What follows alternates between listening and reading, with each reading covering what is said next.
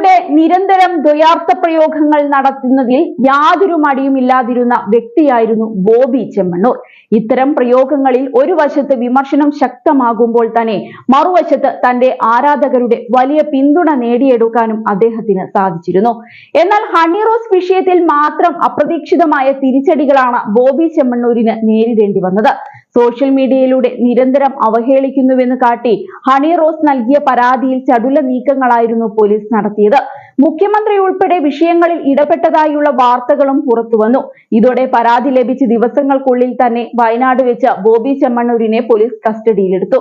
പിന്നീട് കൊച്ചിയിൽ എത്തിച്ച് അറസ്റ്റ് രേഖപ്പെടുത്തിയ ബോബിയെ കോടതിയിൽ ഹാജരാക്കി. റിമാൻഡിലായ ബോബി ചെമ്മണ്ണൂരിന് ഒടുവിൽ കർശന ഉപാധികളോടെ 6ാം നാളാണ് കോടതി ജാമ്യം അനുവദിക്കുന്നത്. ജാമ്യം അനുവദിച്ചിട്ടും കാക്കനാട്ടെ ജയിലിൽ നിന്നും പുറത്തിറങ്ങാതിരുന്ന ബോബിക്കെതിരെ കോടതിയുടെ ഭാഗത്തു നിന്നും രൂക്ഷമായ പ്രതികരണങ്ങൾ ഉണ്ടാവുകയും ചെയ്തിരുന്നു. ഒടുവിൽ ജയിലിന് പുറത്തിറങ്ങിയ അദ്ദേഹം നിരുപാധികം മാപ്പ് പറഞ്ഞതോടെയാണ് വിഷയം കോടതി അവസാനിപ്പിച്ചത്. ഹണി റോസ് വിവാദവും ജയിൽ വാസവും ഒരു വശത്ത് ബോബിക്ക് ക്ഷീണമായെങ്കിലും മറുവശത്ത് അത് അനുകൂലമായി മാറുകയാണ് ഉണ്ടായത്. വലിയൊരു വിഭാഗം ആളുകൾ ഇപ്പോഴും വിഷയത്തിൽ അദ്ദേഹത്തെ പിന്തുണയ്ക്കുന്നുണ്ട് എന്ന് സാരം. ബോബിയെ പിന്തുണച്ചുകൊണ്ട് ഹണി കേസിനെതിരെ അധിക്ഷേപം നടത്തുന്നവരും നിരവധിയായിരുന്നു. താരം കേസ് കൊടുക്കാൻ തുടങ്ങിയതോടെയാണ് ഇതിന് അല്പമെങ്കിലും മയമുണ്ടായത്.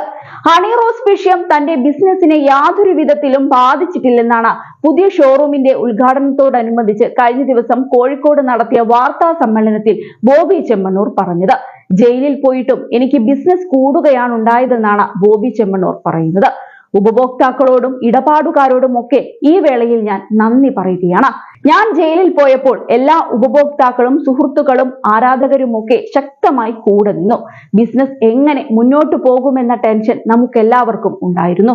എന്നാൽ പതിവിന് വിപരീതമായി ബിസിനസ് കൂടുകയാണ് ഉണ്ടായത്. എല്ലാവരും പിന്തുണച്ചു. ജീവനക്കാരെല്ലാം വളരെ സിസ്റ്റമാറ്റിക്കായി തന്നെ സ്ഥാപനം മുന്നോട്ട് കൊണ്ടുപോയി.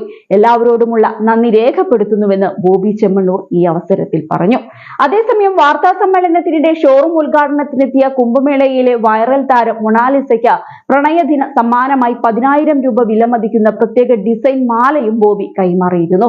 15 ലക്ഷം രൂപയാണ് മൊണാലിസയെ കേരളത്തിൽ എത്തിക്കാനായി ബോബി ചെമ്മണ്ണൂർ ചിലവഴിച്ചതെന്നാണ് ചില റിപ്പോർട്ടുകൾ പറയുന്നത്. ഇത്തവണ കുംഭമേളയിലേക്ക് പോകാൻ ഞാൻ ആഗ്രഹിച്ചിരുന്നു. വ്യത്യസ്തമായ കഴിവുള്ള ഒരുപാട് പേരുണ്ടല്ലോ, അതൊക്കെ ഒന്ന് കണ്ടു പഠിക്കണം എന്നുണ്ടായിരുന്നു. അങ്ങനെ കുംഭമേളയിലേക്ക് പോകാനിരിക്കുമ്പോഴാണ് ഇങ്ങനെയൊരു കാര്യം കാണുന്നത്. അതോടെ അവരെ ഇങ്ങോട്ട് കൂട്ടിക്കൊണ്ടുവരാമെന്ന് തീരുമാനിച്ചു. വളരെ പാവപ്പെട്ട കുടുംബമാണ്. ആ സാഹചര്യത്തിൽ അവരെ കൊണ്ടുവരുന്നത് അവർക്കും ഗുണം ചെയ്യും. എന്തുകൊണ്ടും അവർ അർഹിക്കുന്നുവെന്ന് തോന്നിയെന്നുമാണ് മൊണാലിസ വിഷയത്തെക്കുറിച്ച് ബോബി ചെമ്മണ്ണൂർ പറഞ്ഞത്. അതേസമയം ഇനി മുതൽ ചെമ്മണ്ണൂർ ജ്വല്ലറിയുടെ ബ്രാൻഡ് അംബാസിഡർ ആയിരിക്കും മൊണാലിസ എന്നും റിപ്പോർട്ടുകൾ ഉണ്ട്.